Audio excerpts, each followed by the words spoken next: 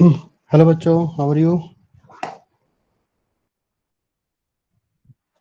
Good afternoon sir, we are good fine. आप afternoon. कैसे हैं? आप मैं कैसे एकदम हैं? बढ़िया, एकदम अच्छे ओके। बच्चे। Good afternoon everyone. ओके बच्चे, लास्ट क्लास में हम लोगों ने अमलगमेशन स्टार्ट किया था. We just did the introduction and some accounting treatment for the first party, that is the transferor और the vendor company.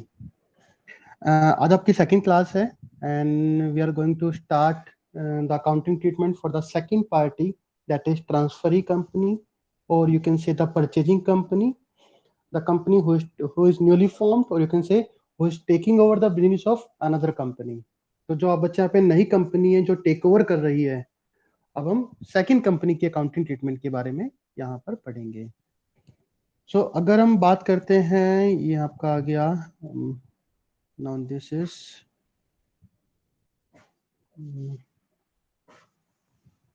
simply, now this is accounting treatment in the books of transferee company, or you can say the purchasing company. बच्चे, जब हम बात करते हैं purchasing company की and accounting treatment की, तो मैंने आपको लास्ट क्लास में दो मेथड बताए थे. The two method. The first method is the pooling of interest, that is the merger method. And second आपका था the purchase method. There are five conditions. There are five conditions which must be satisfied to become a case of merger, or you can say the pooling of interest method. These five conditions are: all the assets and liability will be transferred at book value. The second condition is the assets and liability will be transferred at book value. Then the payment, the purchase consideration will be done in equity shares only. The fourth, at least 90% of the equity share will become the equity share capital of the new company, that is transferee company. And the fifth one, last one, the business should be carried on. ये पांच आपकी condition थी. अगर पांचों condition आपकी satisfy होती है, in that case it is A case of merger और पूलिंग ऑफ इंटरेस्ट मेथड. सो आपको वही ट्रीटमेंट अप्लाई करना होगा. And if you find, when you read the numerical, you will clearly find that whether it is a method of merger और purchase. अगर इन पांचों में से कोई भी कंडीशन आपकी सेटिस्फाई नहीं होती है, in that case it will become the case of purchase and the second method will be applied, that is the purchase method. So one by one दोनों मेथड के बारे में पढ़ते हैं. There are some similarities. दोनों method में बच्चे कुछ ना कुछ सिमिलैरिटीज हैं. There are some differences जो आपको फॉलो ऑन करने हैं.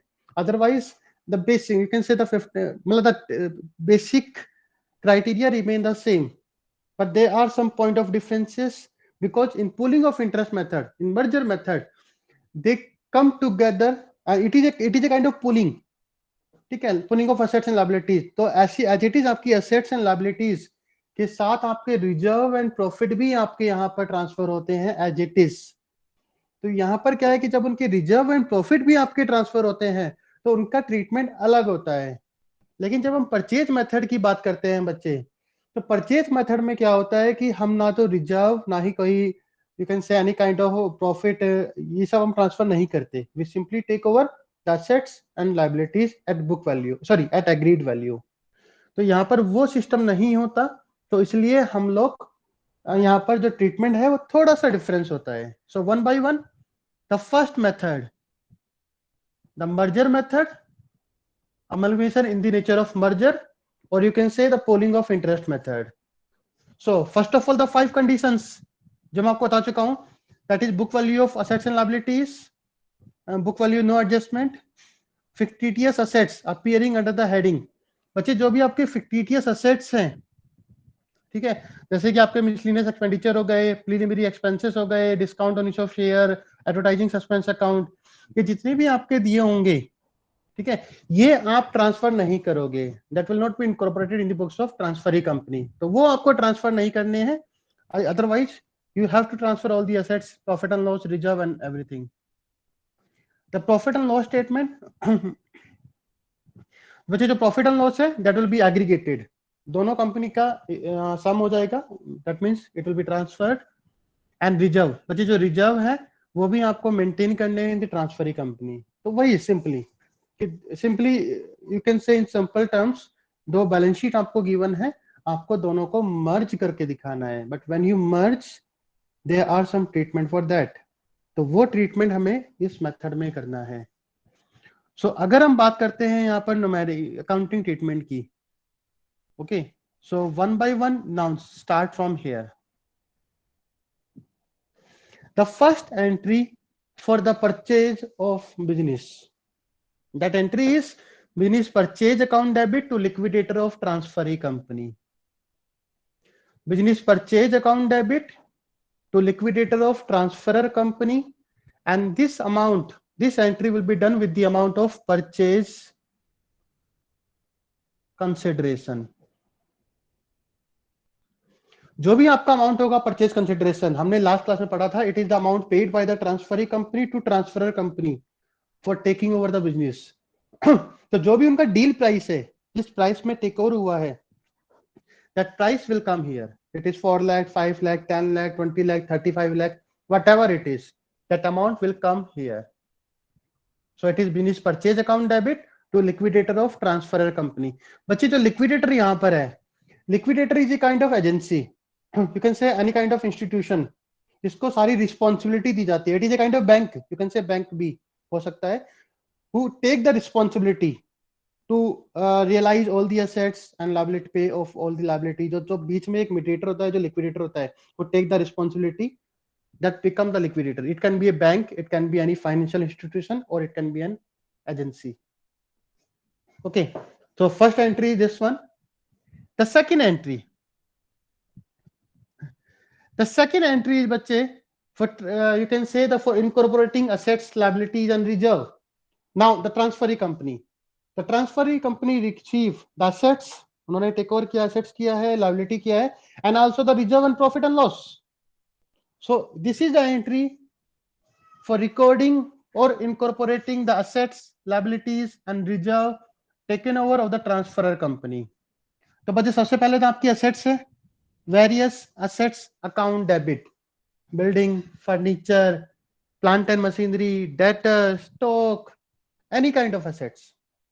Because in case of merger, हमने यहाँ पे पढ़ तो लिया है मर्जर है, अगर ये मर्जर का केस है, जो भी आपको बैलेंस शीट में असेट्स गिवन है, each and every assets will come here, सारी की सारी असेट्स आपको यहाँ पर लिख देनी है, including the bank. Second, to sundry liabilities. बच्चे लायबिलिटीज में आपका क्या क्या आएगा यहाँ पर? All the outside liabilities.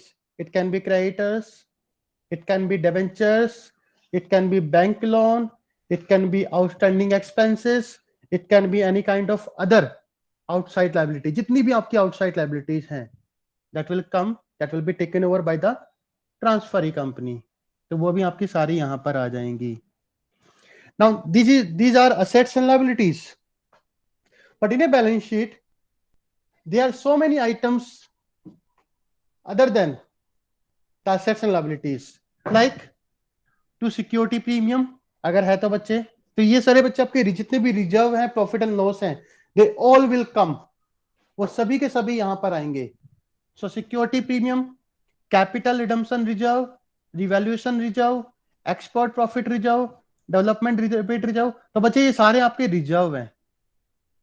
Eight last DRR, profit and loss account, general reserve, and last business purchase.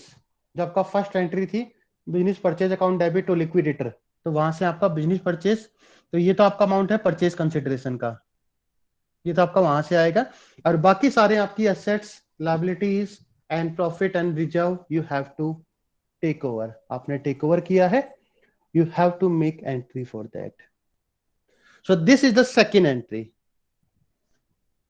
I hope the second entry is clear to you, because this is the only entry you can I must tell you, in case of merger यही एक entry होती है जिसमें बच्चों को दिक्कत आती है.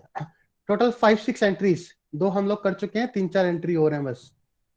लेकिन इन केस ऑफ मर्जर सिर्फ यही आपकी एंट्री होती है जिसमें स्टूडेंट्स को दिक्कत होती है कि सर यहाँ पर जो कैलकुलेशंस है, कौन कौन से रिजर्व आएंगे, कौन कौन से प्रॉफिट आएंगे, लायबिलिटीज को कैसे टेक ओवर करना है, वो सब आपको यहाँ इस एंट्री से सीखना है. So first of all, I must tell you the assets will be debited, sundry assets debit, to liabilities, to all the assets, all the reserve, profits, and security premium, and it will come in the second entry. And at last, the finished purchase with the purchase consideration amount. Sir इसमें Now, provisions भी आएंगे? बच्चे provisions भी अगर आपके हैं तो वो भी यहाँ पर आएंगे. Okay sir. मैंने सिर्फ एक्सेप्ट द फिक्टिटियस असेट्स, अगर कोई फिक्टिटियस असेट्स है बच्चे तो वो नहीं आएगी, बस बाकी सब कुछ यहाँ पर आएगा. ओके, चाहे इट इज आउटस्टैंडिंग एक्सपेंसेस है तो वो भी आएंगे आपके. ठीक है, अगर आपके प्रोविजन फॉर डेप्रिसिएशन है तो वो भी आएगा, प्रोविजन फॉर बैड डेट्स है तो वो भी आएगा. जो भी आपको गिवन है वो सब एंट्री यहाँ पर आएंगी, सब कुछ लिख देना है. और उसके बाद after writing all this things you have to see the difference. अब आपको यहाँ पर डिफरेंस देखना है कि यहाँ पर डिफरेंस क्या आता है, whether डेबिट साइड इज मोर और क्रेडिट साइड इज मोर. ये debit side and credit side है बच्चे, ये आपको करने के बाद यू हैव टू सी कि हमें कहां पर उसको कंसोलिडेट करना है, कहां पर उसको एडजस्ट करना है. तो इन दिस केस अगर मैं आपसे कहूं कि suppose the debit side is more, debit side is more by rupees 1 lakh.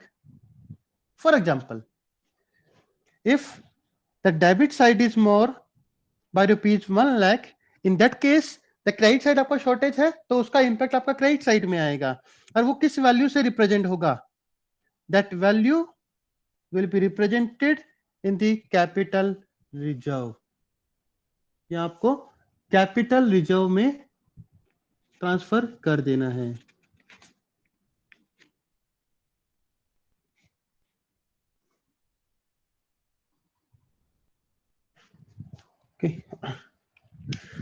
Reason being कि बच्चे अगर आपका इफ यू सिंपली आपने जो यहाँ पर पेमेंट किया है, if it is more than it is payment is less, तो पेमेंट यहाँ पर लेस है तो आपका कैपिटल प्रॉफिट है, you are having capital profit. तो कैपिटल प्रॉफिट है, it will be added to the capital reserve. यहाँ पर कैपिटल रिजर्व गिवन है बच्चे, कैपिटल रिजर्व गिवन नहीं है तो टू कैपिटल रिजर्व, ये आपको कैपिटल रिजर्व में लिख देना है.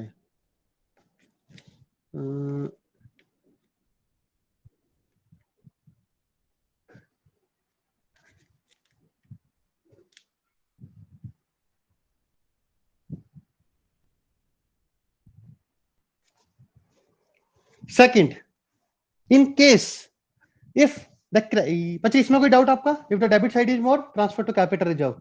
किसी को डाउट?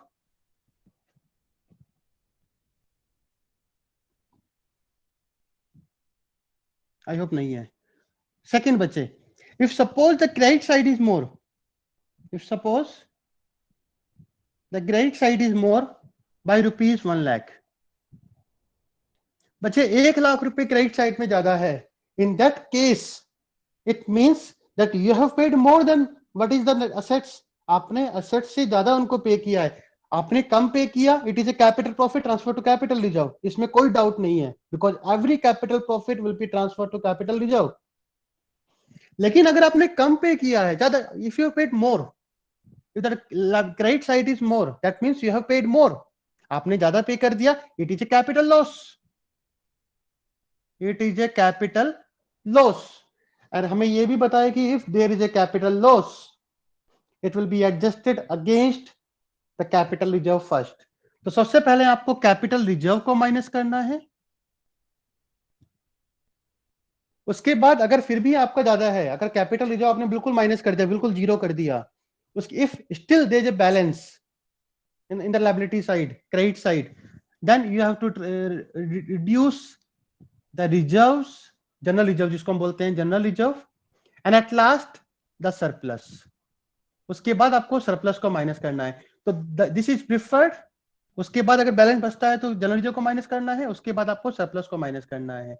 अब मैं यहाँ पर एक एग्जांपल ले रहा हूँ बच्चे, जैसे कि मैंने यहाँ पर कहा कि कैपिटल रिजर्व तो यहाँ पर नहीं है, कैपिटल रिजर्व सपोज यहाँ पर नहीं है.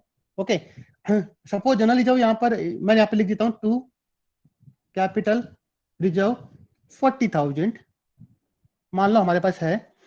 General reserve we have 30,000 and surplus we have 3 lakhs। ये हमारे पास है। एंड जब हमने इन दोनों को साइड को मैच किया, we found out that credit side is more than debit side by ₹1 lakh। अब बच्चे दोनों को इक्वेट करना है। जैसे capital loss and capital loss बच्चे एडजस्ट होगा। So first of all we will reduce the capital reserve. So first of all, we will reduce the capital reserve. बच्चे now this capital reserve will be reduced. How much it is this? It is 40,000. तो जितना भी है हम उसको up to 1 lakh हमें reduce करना है. So this 40,000 will be reduced. हम इसको माइनस कर देंगे यहां पर। ये कैपिटल रिजर्व आपका 0 हो जाएगा। नाउ स्टिल अगर हम 40 माइनस करते हैं, still we can see the credit side is more than debit side by ₹60,000. Now the second, we will reduce the general reserve. Now we have general reserve. We have general reserve 30,000. Up to 60 हमें reduce करना है.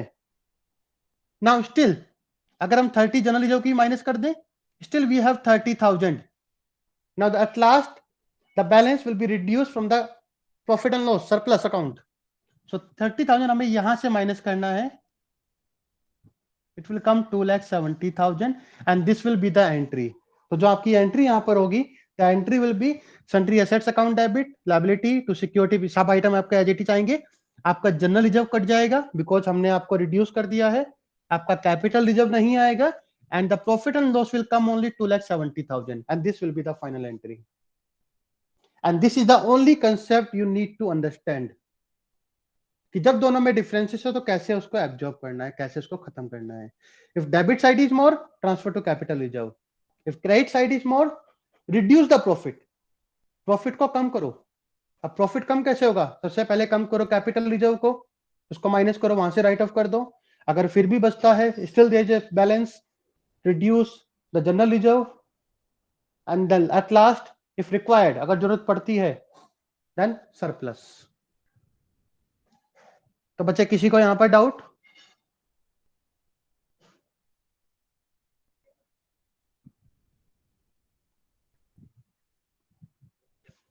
The entry number 3, यहाँ पे बच्चे इन्होंने explain भी किया हुआ है। यहाँ पर मैं आपको पीडीएफ फाइल शायद आपको भेजी है।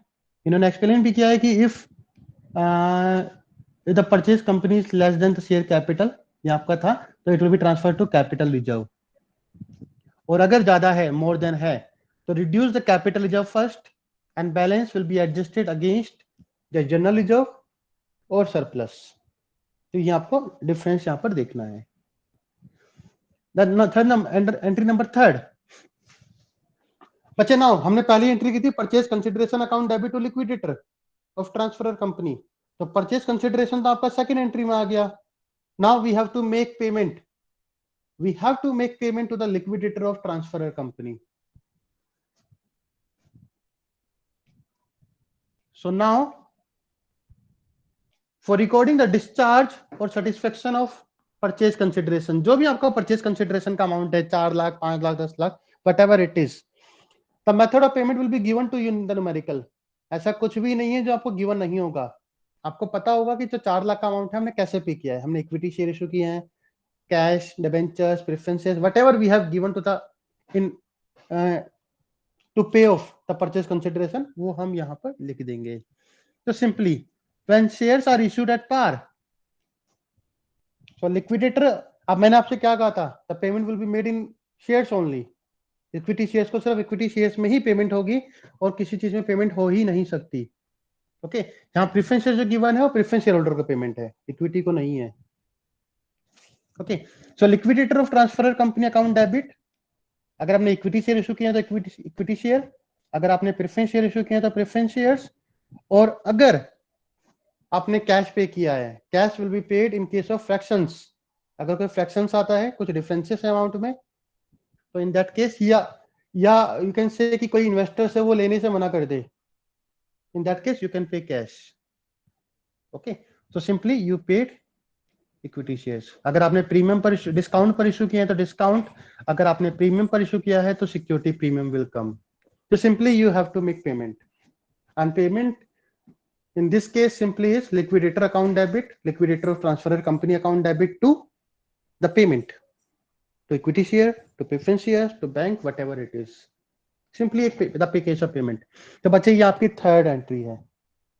और I can say कि first, second and third, these are the main entries.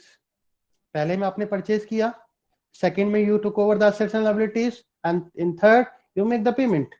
आपने उनको पेमेंट कर दिया. Now everything is with you. अब सब कुछ आपके पास है. अब उसके बाद जो बच्चे एंट्री होगी, दैट इज योर इंटरनल मामला, इंटरनल अफेयर्स. ओके, तो उसके बाद क्या क्या एंट्री होगी बच्चे? नाउ सी, आपने अब पेमेंट कर दिया है ट्रांसफरर कंपनी को. तो ट्रांसफरर कंपनी और आपके बीच में जो लेन देन था वो खत्म हो गया, आपने उनको पेमेंट किया. Now it is yours. You acquired the assets and liabilities, now it is yours. Okay, तो असेट लायबिलिटी आपकी होगी, आपने उनको पेमेंट कर दिया. Now third, for discharge, record the discharge of payment of liabilities of the transferor company. बच्चे आपके पास कुछ लायबिलिटी है. नाउ आपने डिबेंचर्स को टेक ओवर किया है. बच्चे आपने डिबेंचर्स को टेक ओवर कर लिया. अब बच्चे नाउ जो आपने टेक ओवर किया, now it become the liability of yours. It is your liability now. तो जो आपने दूसरी कंपनी की लायबिलिटी को टेक ओवर किया है, अगर आप उनकी पेमेंट करते हो तो that will be your entry. ठीक है, तो बच्चे आपने यहां पर था the debentures of transferor company, debentures of transferor company. बच्चे now you need to understand, transferor company तो डिजोल्व हो गई, ट्रांसफरी कंपनी बंद हो गई है. तो जो ट्रांसफर डिबेंचर है आपके ट्रांसफरर कंपनी के, अब वो वैलिड नहीं है. Now you have to redeem those debentures and issue your own debentures. आपको अपनी कंपनी के डिबेंचर इशू करने होंगे. तो जो यहाँ पे टर्म लिखा है ना ट्रांसफरर कंपनी, बच्चे ट्रांसफरी कंपनी अब आपने टेक ओवर कर ली है, and that company is dissolved, वो बंद हो गई है. It does not exist now. अब कौन सी कंपनी एग्जिस्ट करती है? Transferee company. Your company exist. तो simply the entry will be debentures of transferor company account debit to debentures account. Okay, debentures of transferor company account debit. ये तो पुराने debentures थे, इनके बदले में आपने अपने कंपनी के डिबेंचर्स इशू कर दिए. तो सिंपली टू डिबेंचर्स. यहां पर आपको अपनी कंपनी का नाम लिखने की जरूरत नहीं है, यहां पर आपको लिखने की जरूरत है बिकॉज ये आप ही कंपनी के डिबेंचर्स नहीं थे. तो यू हैव टू स्पेसिफाई कि कौन से डिबेंचर्स हैं. These are debentures of the old company, and now हमने उनको डिस्चार्ज कर दिया और नए डिबेंचर इशू कर दिए. नाउ अगेन, अगर आपने प्रीमियम पर इशू किया है तो ये एंट्री होगी to debentures to security premium. अगर आपने डिस्काउंट पर किया है तो debenture of transferor company account debit, discount on issue of debentures to debentures account. तो this is the fourth entry. Simply, whatever debentures you have taken, you have acquired, you have to discharge those debentures. आपको वो debenture discharge करने होंगे. किसी को doubt हो बच्चे, you can ask. Now the fifth, liquidation expenses. अब बच्चे हमने पढ़ा था in the last, if the expenses are paid and borne by the transferor company, paid but reimbursed by the transferee company, or the third case was that paid and borne by the transferee company. हमने वहां पढ़ा था if the expenses are paid and borne by the transferee company in the books of transferor, no entry was made. वहां पर हमने कोई entry नहीं की थी, हमें यहां पर एंट्री करनी होगी because these are paid and borne by the transferee company. So the entry will be liquidation expenses account debit to bank, and उसको राइट ऑफ कर देना है general reserve, profit and loss, किसी से भी जो भी आपके पास अवेलेबल हो. जनरल रिजर्व, अगर नहीं है तो profit and loss account debit to liquidation expenses. तो इसको राइट ऑफ कर देना है. Entry number 6, for recording the formation expenses. But now, in case of amalgamation, you know, a new company is formed. And before formation of the company, जो भी process होता है, till the registration is done, till it start its business, उससे पहले के जो भी आपके एक्सपेंडिचर होते हैं they will be treated as preliminary expenses. तो जब यहाँ पर जो नई कंपनी फॉर्म हुई है बच्चे, उसके जो फॉर्मेशन के एक्सपेंसेस हुए हैं that will be considered as preliminary expenses. तो उसकी एंट्री आपको करनी है preliminary expenses account debit to bank. Simply आपको वो एक्सपेंसेस भी पे करने हैं। तो बच्चे ये आपके थे ओके, टोटल 6 एंट्री थी। इन्होंने कहा in case of premium expenses are not written off against general reserve और surplus the same would appear in the balance sheet. तो वो तो पता ही है आपके, अगर तो उनको राइट ऑफ कर दो, अगर राइट ऑफ नहीं करते it will appear in the balance sheet, वो बैलेंस शीट में अदर करंट असेट्स में रिफ्लेक्ट होगा। तो बच्चे टोटल आपकी 6 एंट्रीज थी in case of merger. First for the purchase, one by one.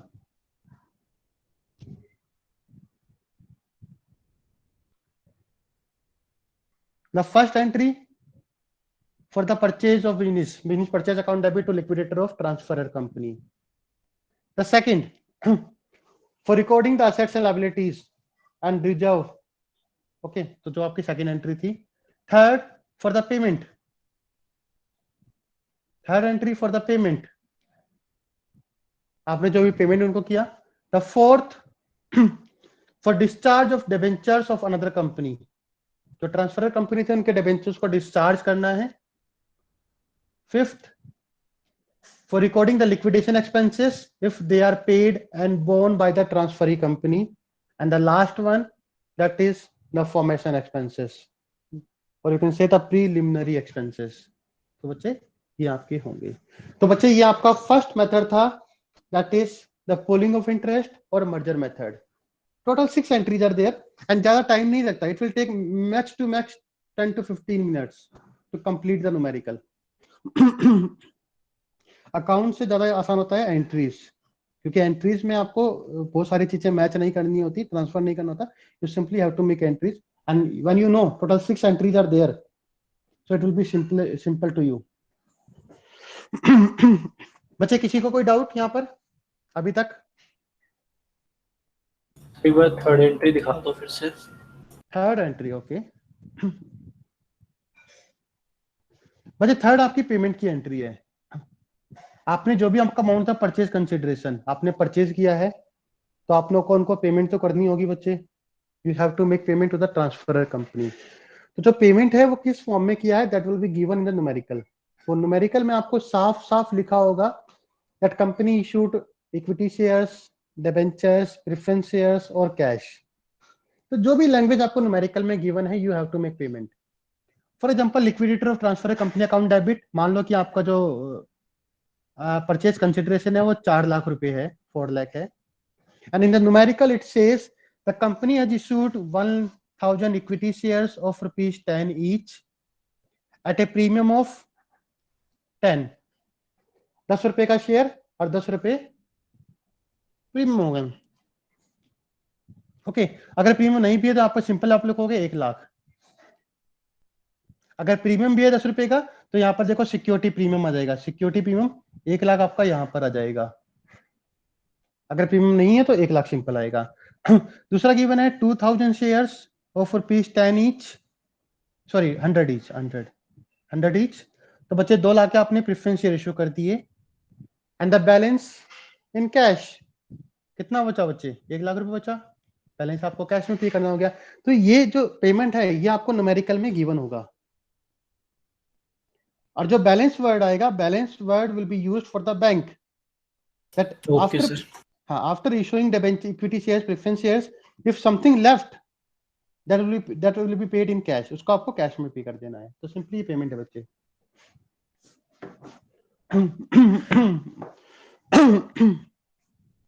बच्चे now the second method, purchase method.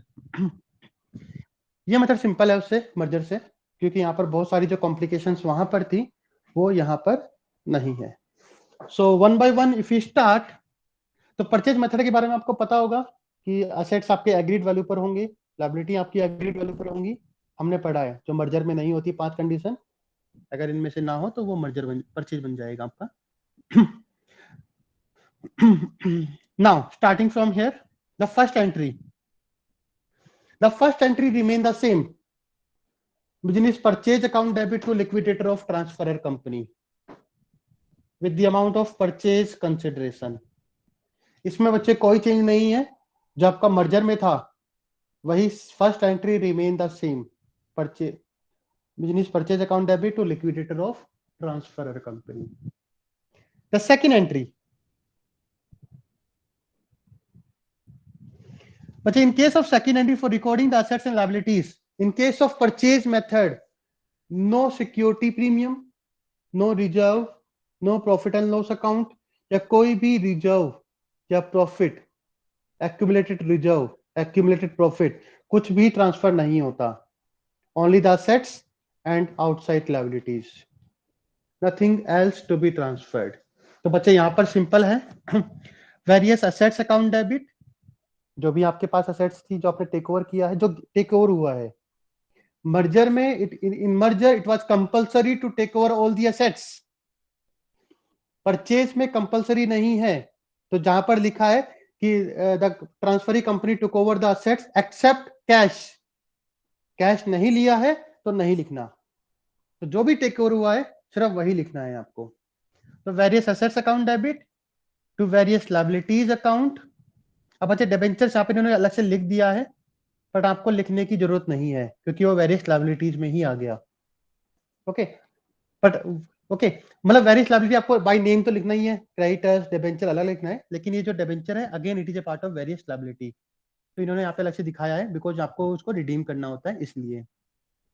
Okay, तो various assets account debit to all the liabilities, creditors debentures, outstanding expenses, bank loan जो भी है आपके, and to business purchase.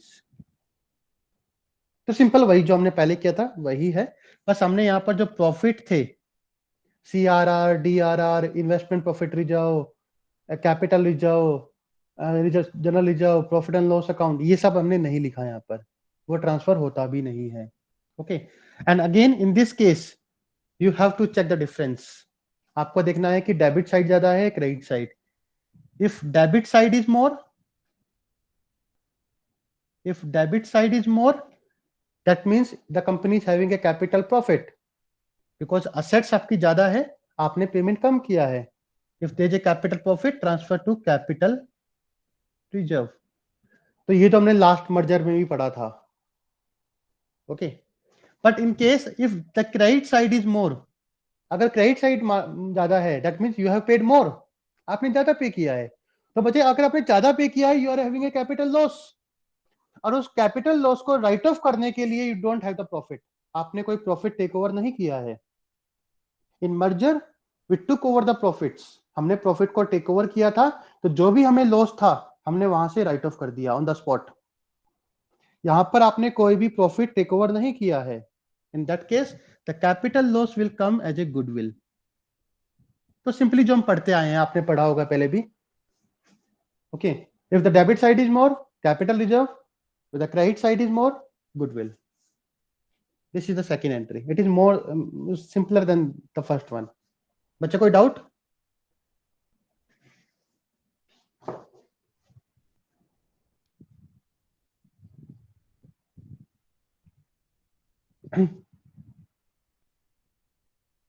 Third, for the payment, again the payment remain the same, discharge जो payment आपको करनी है, तो liquidator of transferor company account debit to bank to equity share to preference shares, whatever payment has been made, तो again it is the same entry जो आपने पहले की थी।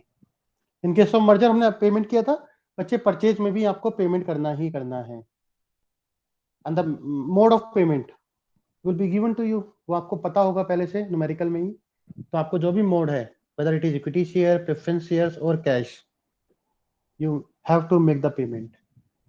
Entry number third। Entry number 4, this is the most important point जो वहां से अलग है। कैसा आएगा?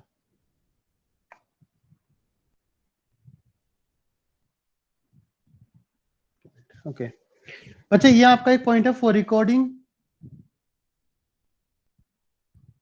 Statutory reserve. बच्चे यहाँ पर क्या है कि आपके जो रिजर्व हमने अभी बात की कि हमने ना तो कोई प्रॉफिट यहाँ पर ट्रांसफर किया है ना कोई रिजर्व ट्रांसफर किया, लेकिन एक कुछ रिजर्व होते हैं जिनको हम बोलते हैं statutory reserve. Statutory reserves are, you can say the companies, you can say जो भी अपने कॉर्पोरेशन है, they are bound to maintain for some minimum years. उनको लीगली उनको मेंटेन करना होता है कुछ साल तक। जैसे कि एग्जांपल है एक्सपोर्ट प्रॉफिट रिजर्व, आपको न्यूमेरिकल में गिवन होगा, ये आपको अलग से नहीं करना, it will be again given in numerical में गिवन होगा that export profit reserve will be kept, or you can say the maintained for 3 years. Export profit reserve आपको 3 साल तक मेंटेन करना है। इसका मतलब क्या है? सिंपली उसको आप खत्म नहीं कर सकते, उसको मेंटेन करना होगा, तो वो भी टेक ओवर होगा। तो उसके लिए the company has to create a reserve. यहाँ पर एक एंट्री होगी, amalgamation adjustment account debit to export profit reserve, EPR, जो भी नाम होगा। Okay, amalgamation adjustment account debit to that particular statutory reserve. तो जो भी रिजर्व है आपका, उसको आपको मेंटेन करना होगा, अगर न्यूमेरिकल में गिवन है तो। अगर नहीं दिया, अगर ऐसा कोई रिजर्व है ही नहीं, तो कोई दिक्कत नहीं है, फिर आपको कुछ नहीं करना, ठीक है। बट अगर आपके न्यूमेरिकल में कोई स्टैट्यूटरी रिजर्व गिवन है and the company is bound to maintain it for some year, उसको मेंटेन करना कंपलसरी है, तो उसके लिए आपको ये एडजस्टमेंट कर देना है 3 साल के लिए, बस जो भी टाइम बाउंड है ये। और 3 साल के बाद ये आपको नहीं करना, वो बता रहा हूँ कि 3 साल के बाद जब वो रिजर्व आप खत्म हो जाएगा, तो the entry will be reversed, but for 3 years you have to create a reserve. Next, entry number 5, again the same, you have to discharge the debentures of old company. बचे जो ट्रांसफरर कंपनी के debentures हैं, उनको discharge करना है, तो same entry, debentures of transferor company account debit to debenture of new company. आपको नई कंपनी के डिबेंचर इशू कर देने हैं। अगर डिस्काउंट पर है तो डिस्काउंट, अगर प्रीमियम पर है तो प्रीमियम। अगर आपने डिबेंचर्स के बदले में कैश पे कर दिया है, मान लो कि आपने नए डिबेंचर इशू नहीं किए, the company decided to pay of in cash, तो उनको कैश में आ जाएगा। Sometime company convert there debenture into equity shares, company debentures के बदले में इक्विटी शेयर इशू कर देती है, तो वो आपके टू इक्विटी शेयर्स। तो whatever be the payment mode, इसमें कोई दिक्कत नहीं है बच्चे पेमेंट मोड में, तो क्योंकि जो पेमेंट मोड है वो आपको न्यूमेरिकल में पता होता है कि आपको क्या पेमेंट करनी है। जैसे कि मैं आपसे कहूं कि मैंने आपसे 1 लाख रुपए लिए, तो नाउ मैंने वो किस मोड में पेमेंट किया। अगर मैंने आपको कैश में पे किया है तो I will write to cash, अगर मैंने आपको इक्विटी शेयर इशू किए हैं I will write to equity share capital, अगर मैंने डिबेंचर इशू किए हैं तो टू डिबेंचर्स। तो जो भी मोड ऑफ पेमेंट है वो आपको न्यूमेरिकल में साफ साफ गिवन होगा, तो इसमें आपको कंफ्यूजन की जरूरत नहीं है। Simply you have to make payment, आपको पेमेंट करनी है whatever mode is given to you. So again it is same as the last, जो मर्जर में था वो सेम था। Next, liquidation expenses. बच्चे लिक्विडेशन एक्सपेंसेस है, तो बच्चे इसकी एंट्री होगी goodwill account debit to bank. It is paid if paid and borne by the transferee company. बच्चे मर्जर में हमने क्या किया था, हमने एक्सपेंसेस पे किया और उसको राइट ऑफ कर दिया from the reserve and profit and loss. क्या बच्चे बच्चे रिपीट करो एक बार। सर वो आपकी आवाज रिपीट हो गई थी किसी के माइक से। Okay okay okay. तो बच्चे लास्ट टाइम हमने रिजर्व एंड सरप्लस से राइट ऑफ कर दिया था, लेकिन यहाँ पर हमारे पास कोई नया रिजर्व एंड सरप्लस नहीं आया है। और जब कंपनी टेक ओवर करती है तो वो कोशिश करती है कि जो कंपनी ट्रांसफर कंपनी है उसके एक्सपेंडिचर को उसी के प्रॉफिट से माइनस किया जाए। ओके, तो यहाँ पर क्या है बच्चे, जो एक्सपेंडिचर है, अगर हमारे पास प्रॉफिट नहीं है तो सिंपली आपको कुछ नहीं करना, आपको you to make entry goodwill account debit to bank account. It will increase the goodwill, capital loss है ये आपको और बढ़ जाएगा। And the last, preliminary expenses, the formation expenses, preliminary expenses account debit to bank, same as the last case. तो बच्चे अगर हम कंपेयर करते हैं मर्जर एंड परचेज में दोनों की जो एंट्री थी दोनों को कंपेयर करते हैं, the first entry remain the same, business purchase account debit to liquidator of transfer company. Second entry assets transfer होती है, लायबिलिटीज ट्रांसफर होंगी, बिजनेस परचेज आपका आएगा। Okay, only the reserve, profit and surplus ये आपके transfer नहीं होंगे, and the balance will be transfer to goodwill और capital reserve. In this case वहां पर है तो प्रॉफिट कैपिटल रिजर्व में ट्रांसफर होगा, लॉस है तो उसको राइट ऑफ करना होगा। Entry number third for the payment, again that will remain the same. Discharge of debenture of transferor company, जो डिबेंचर से पुरानी कंपनी के उनको डिस्चार्ज करना, again entry remain the same. Formation expenses, again the entry remain the same. Liquidation expenses, अच्छा liquidation में थोड़ा सा चेंज है यहाँ पर, वहां पर हमने पे करके उसको राइट ऑफ किया था, यहाँ पर simply you have to treat it as capital loss, and capital loss हमेशा गुडविल में ट्रांसफर होता है। प्रॉफिट कैपिटल रिजर्व में, लॉस गुडविल में। तो ये आपको, एंड द नेक्स्ट एंट्री आपकी थी स्टैट्यूटरी रिजर्व, जो ओनली चेंज था यहाँ पर। ठीक है, तो बच्चे यहाँ पर कुछ कंडीशन थी, if the company has to maintain any reserve, you can say any statutory reserve is given to you, तो उसको मेंटेन करना होगा बच्चे। तो उसके लिए कंपनी ये वाली एंट्री करती है, amalgamation adjustment account debit to that particular reserve, जो भी नाम है उसका, ईपीआर, इन्वेस्टमेंट फ्लक्चुएशन रिजर्व, जो भी नाम गिवन होगा उस नाम से आपको एंट्री कर देनी है। तो बच्चे ये आपकी सेकंड पार्टी की एंट्री थी। अगर किसी को डाउट हो तो मुझसे पूछ सकते हो बच्चे, ये डिफरेंसेस है आप पढ़ लेना।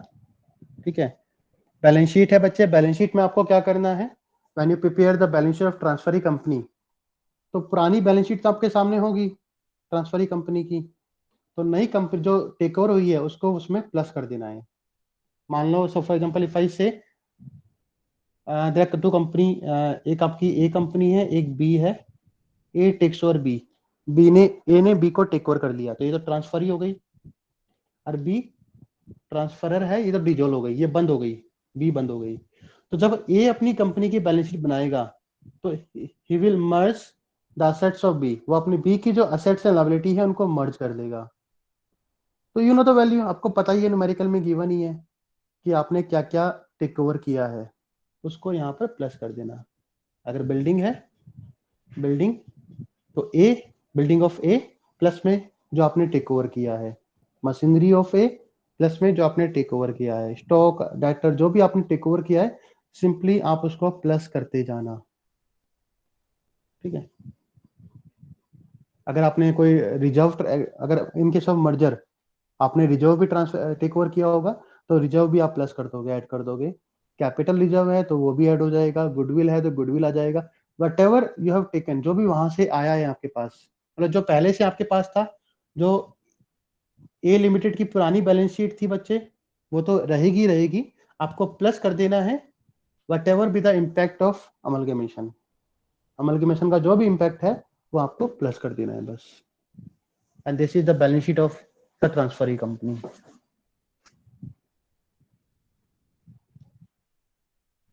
ये सब वही दिया हुआ है कि आपको लायबिलिटी वगैरह जो भी है उसमें आपको दिखानी है। ये फॉर्मेट हम लोग फाइनल अकाउंट में पढ़ चुके हैं, दोबारा रिपीट करने की जरूरत नहीं है। बच्चे ये तो था अमलगमेशन। अगर आप बच्चे इतना कहूंगा कि जब आप न्यूमेरिकल करोगे तो बहुत सिंपल चैप्टर है, आपने एक बार 2-3 न्यूमेरिकल कर लोगे तो फिर आपके सारे न्यूमेरिकल अपने आप ऑटोमेटिकली होते जाएंगे। ओके, अब कुछ पॉइंट आता है डिफरेंसेस का। हमने फर्स्ट क्लास में पढ़ा था, there are 3 topics in this chapter, amalgamation था, एब्जॉर्प्शन था, एंड एक्सटर्नल रिकंस्ट्रक्शन था। ये 3 टॉपिक थे आपके। जो अभी तक हमने एंट्री की बच्चे, वो अमलगमेशन की एंट्रीज थी। Now there are some basic difference between amalgamation and absorption. In case of amalgamation, 2 existing company go into liquidation and form a new company. 2 company मिलकर एक नई कंपनी फॉर्म करती है। Now the absorption की अगर हम बात करते हैं बच्चे, तो एब्जॉर्प्शन बच्चे एक पुरानी कंपनी दूसरी पुरानी कंपनी को टेक ओवर करती है। One existing company takes over the another existing company. तो अगर कोई कंपनी किसी पुरानी कंपनी को ही टेक ओवर करती है तो there may be some chances कि उनके बीच की कुछ इंटर कंपनी ट्रांजैक्शन भी होंगी जिनका इंपैक्ट आपको खत्म करना होगा। तो जो एंट्री हमने अमलगेमेशन में की थी बच्चे वो तो सेम है, वो तो आपकी होगी ही। In addition to that there may be some inter company owings, inter company transaction, उनका इंपैक्ट आपको कैंसिल करना होगा। अब वो इंटर कंपनी ट्रांजैक्शन क्या क्या हो सकते हैं बच्चे, वन बाय वन देखते हैं। Inter company owings, okay. तो सबसे पहला जो पॉइंट है बच्चे ये आपका है डेटर्स एंड क्रेडिटर्स। हो सकता है कि दोनों कंपनी, मान मैंने कहा A company and B, A takes over B, तो there may be a possibility that they must having some intercompany owings. A must have some debtors in the form of B, उनके debtors में B का नाम भी हो सकता है उनके क्रेडिटर्स में बी का नाम हो, या बी के डेटर्स में ए का नाम हो, या बी के क्रेडिटर्स में ए का नाम हो। तो if they are having some intercompany owings that must be cancelled because now they are one company। अगर मान लो एक मतलब ए हैज ए डेटर्स, मतलब B is the debtor of A company worth ₹10,000, तो ए को बी से 10,000 रिसीव करना है। A had to receive ₹10,000 from B. Now after amalgamation both are one company, ये तो बंद ही हो गई, and both are one company. तो जब कंपनी ने टेक ओवर किया होगा तो डेटर्स भी टेक ओवर किए होंगे। ये जो डेटर्स थे बच्चे ये भी टेक ओवर हुआ होगा। And now you can say in the books of A, the amount of debtor reflecting ₹10,000 which has to be received from the same company itself, उसको 10,000 खुद से रिसीव करने हैं अब। तो ये जो डेटर्स थे, जो इंटर कंपनी ओइंग थी, सिंपल जब टेक ओवर हो गया तो ये जो 10,000 के डेटर्स थे वो ए के ही हो गए, ठीक है। तो सिंपली ए कंपनी को खुद से ही 10,000 पे रिसीव करना है। ऐसा तो पॉसिबल हो नहीं सकता कि खुद को 10,000 रिसीव करना है। That becomes inter company owings and now they have become one company, so the mutual transaction, mutual entry should be cancelled. तो यहां पर एंट्री होगी sundry creditors account debit to sundry debtors. कुछ नहीं करना, सिर्फ creditors to debtors with the amount of 10,000। तो जो भी कॉमन अमाउंट होगा उसको कैंसिल कर देना है। इसी तरह बच्चे लोन होगा, किसी एक कंपनी ने दूसरे को लोन दे रखा है। अब बच्चे लोन तो टेक ओवर हो गया, अब वो लोन तो वापस ए के पास ही आ गया, तो मतलब ए को ही अपने आप को ही लोन चुकाना है। तो simply that loan has to be cancelled. तो loan payable account debit to loan receivable account. ऐसे ही बिल्स पेबल है, अगर बिल्स ए ने बी के ऊपर बिल्स लिखा हुआ है, बी आर है, बिल्स रिसीवेबल है ए की बुक में, now it is taken over, take over हो गया, तो बिल्स पेबल वापिस ए के पास आ गए।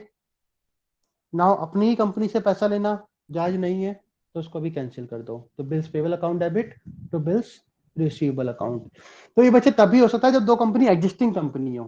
तो अगर दोनों के बीच में कुछ ट्रांजैक्शन है, अगर कुछ म्यूचुअल ट्रांजैक्शन है, तो उनको कैंसिल करना आपका फर्ज है। तो ये आपको, ये जो हमने पहले एंट्री की है उनके अलावा आपको जो भी अगर गिवन है म्यूचुअल है तो आपको कैंसिल करना है, नहीं है तो नहीं करना है। बच्चे कोई डाउट यहां पर?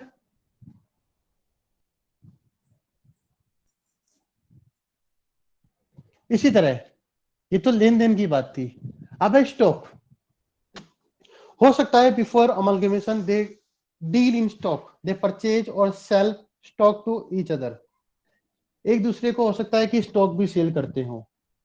तो बच्चे अगर यहां पर क्या है कि अगर good sold by the vendor company, जो डिजोल्व हो गई, अब बंद हो गई, if goods are sold by the vendor company. बच्चे अगर वेंडर कंपनी ने गुड्स सेल किए हैं तो उन्होंने कुछ प्रॉफिट कमाया होगा। मान लो ए एंड बी, ये आपकी वेंडर कंपनी है बी। अगर बी ने ए को कुछ सेल किया है तो B must have earn some profit. तो मान लो उन्होंने 100 रुपए का गुड्स सेंड किया है, तो जो 100 रुपए का होगा इट विल बी 80 प्लस 20, 80 रुपए कॉस्ट होगी, 20 रुपीज प्रॉफिट भी अर्न किया होगा, राइट। अब बच्चे नाउ यू हैव टू सी कि जो 100 रुपए का स्टॉक था उन्होंने परचेज किया था, अगर उन्होंने 100 रुपए का स्टॉक कंज्यूम कर लिया है तो कोई ट्रीटमेंट नहीं होगा। If it is consumed then it is okay. लेकिन at the time of amalgamation के टाइम पे अगर ये कहता है कि नहीं, जो हमने 100 यूनिट्स 100 स्टॉक रुपीज का स्टॉक परचेज किया था, इसमें से अभी भी हमारे पास 50 का स्टॉक बैलेंस है eight the time of amalgamation, तो ये सिंपली रिफ्लेक्ट करता है कि 40 रुपए उसकी कॉस्ट होगी और 10 रुपए उसका प्रॉफिट होगा। 40 रुपए उसकी कॉस्ट होगी और 10 रुपए उसका प्रॉफिट होगा। तो जब अमलगमेशन हो गया, now they have become one company, तो at that time they have to revalue the stock, उनको अपने स्टॉक को रिवैल्यू करना होगा और देखना होगा कि कितना प्रॉफिट है। अब इसका मतलब क्या है बच्चे, अब बी तो ए में मर्ज हो गई, B has been merge in A, both are one company, तो ये जो 50 का स्टॉक ए की बुक्स में है इसकी वैल्यू सिर्फ 40 है। 10 रुपए प्रॉफिट था जो बी ने कमाया था, अब ना वो अब मुझ में मर्ज हो गई है, तो अपनी कंपनी से मैं प्रॉफिट नहीं कमाऊंगा। अब जो 10 रुपए का प्रॉफिट है कैंसिल करना होगा आपको। अरे कैंसिल कैसे होगा बच्चे, अगर मर्जर है तो प्रॉफिट एंड लॉस और जनरल रिजर्व से, अगर परचेज का केस है तो goodwill account debit to stock, only one entry simply. तो 10 रुपए, ये 10 रुपए की एंट्री होगी। इन केस ऑफ मर्जर, अगर आपके जो भी अवेलेबल है आपके पास, अगर आपके पास रिजर्व अवेलेबल है तो रिजर्व से माइनस कर दो, अगर प्रॉफिट एंड लॉस अवेलेबल है तो प्रॉफिट एंड लॉस से माइनस कर दो। तो profit and loss account debit to stock in case of merger, in case of purchase goodwill account debit to stock. तो स्टॉक जो 50 रुपए का था वो 10 रुपए से कम हो गया, अब जो बैलेंस शीट में आएगा वो सिर्फ 40 रुपए का स्टॉक आएगा, ओनली 40 रुपीज। बच्चे समझ आया?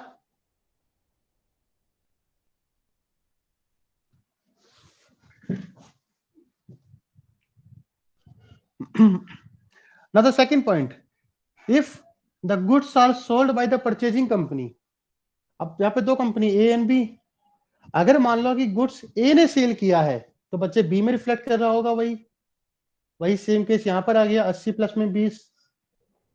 तो बच्चे यहाँ पर क्या होता है कि अगर ए ने सेल किया है, if they are sold by the transferring company, तो यहाँ पर क्या है कि when we take over the assets, जब वो असेट्स को टेक ओवर करते हैं तो वो 80 पर ही टेक ओवर करेंगे, वो 100 पर टेक ओवर करेंगे ही नहीं। तो जब एंट्री करते हैं ना, पहली एंट्री करते हो, second entry sundry assets account debit to sundry liabilities to business purchase, तो वहां पर जो सन्ट्री असेट्स में जो स्टॉक आएगा, हम स्टॉक के सामने 80 ही लिखेंगे, हम 100 लिखेंगे ही नहीं। तो वो उसको वहीं पर एडजस्ट कर देता है, अगर वो बी के बुक्स में है तो। अगर ए के बुक्स में है तो they have to make adjustment, उसको एडजस्ट करना पड़ेगा।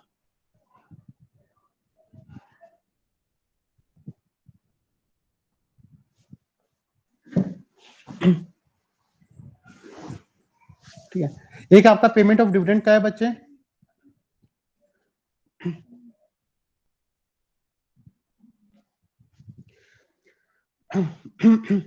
ये तो बच्चे सिंपल है, ये उसका केस नहीं है, ये आता भी नहीं है, पर फिर बताता हूँ आपको कि अगर कंपनी डिविडेंड पे करती है बिफोर एब्जॉर्प्शन के से पहले कोई पेमेंट डिविडेंड का अगर पेमेंट करती है, तो व्हेन द ट्रांसफर कंपनी और transferring company pay dividend to its shareholder, the transaction will be recorded as profit and loss appropriation account debit to bank.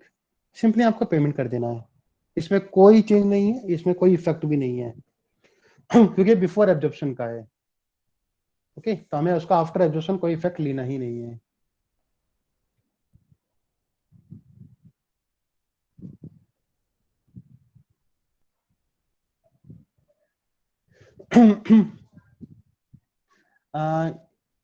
ये बच्चे एक नेक्स्ट पॉइंट है कि जो हमें परचेज कंसिडरेशन में शेयर मिले हैं, अगर हम उनको मार्केट में सेल कर देते हैं, मान लो कि अभी हमने देखा था कि in exchange of purchase consideration we receive the shares of new company, तो जो शेयर हमें मिले हम उनको मार्केट में सेल भी कर सकते हैं। तो जब हम सेल करते हैं तो आपकी ये एंट्री होगी बस, bank account debit to share in purchasing company.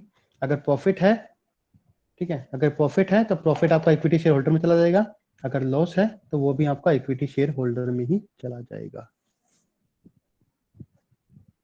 ठीक है, बाकी ये सब किसी काम का नहीं है, जो इंपॉर्टेंट थे मैंने आपको बता दिया। तो यहाँ पर जो इंपॉर्टेंट थे बच्चे, दो ही पॉइंट इंपॉर्टेंट थे, inter company owings and inter company stock. Owings creditors debtors, loan receivable payable, and BR BP.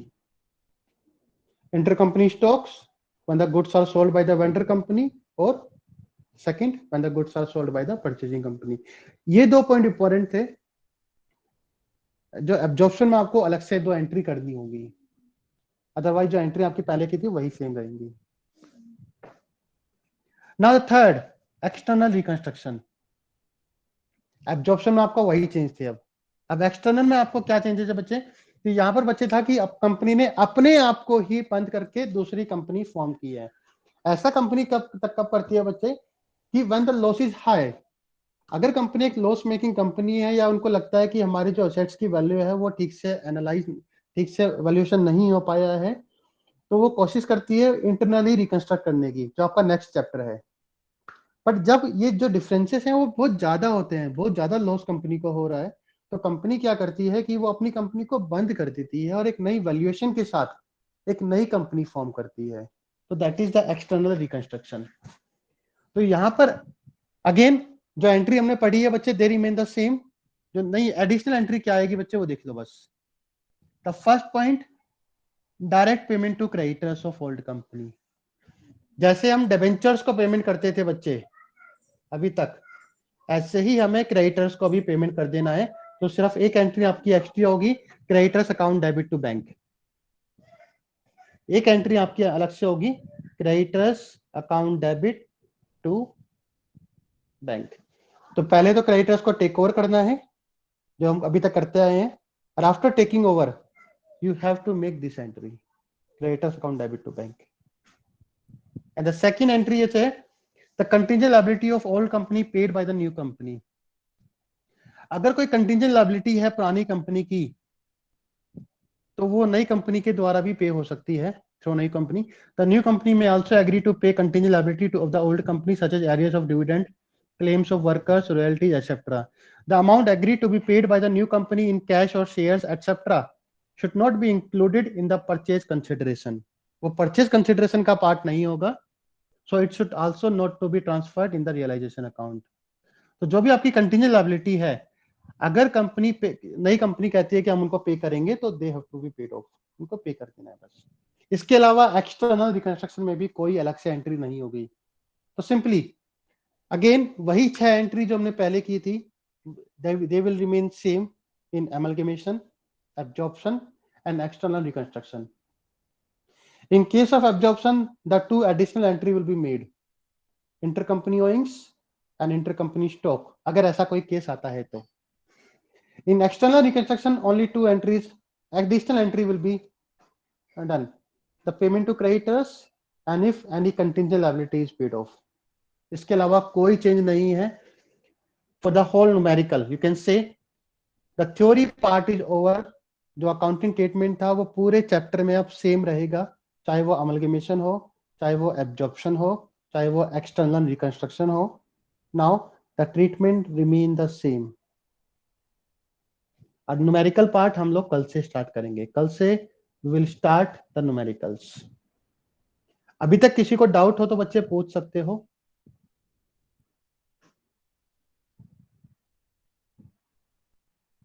बच्चे किसी को डाउट है? नहीं सर, आप ये पीडीएफ शेयर कर देना। ओके, मैं आपको पीडीएफ शेयर कर दूंगा अभी। ओके, चलो बच्चे कल मिलते हैं सेम टाइम। ओके, और हम कल हम लोग न्यूमेरिकल करेंगे इसके। Okay, sir. Thank you for the class. Welcome बच्चे, Thank you, sir. Have a good day to all of you. Thank you sir.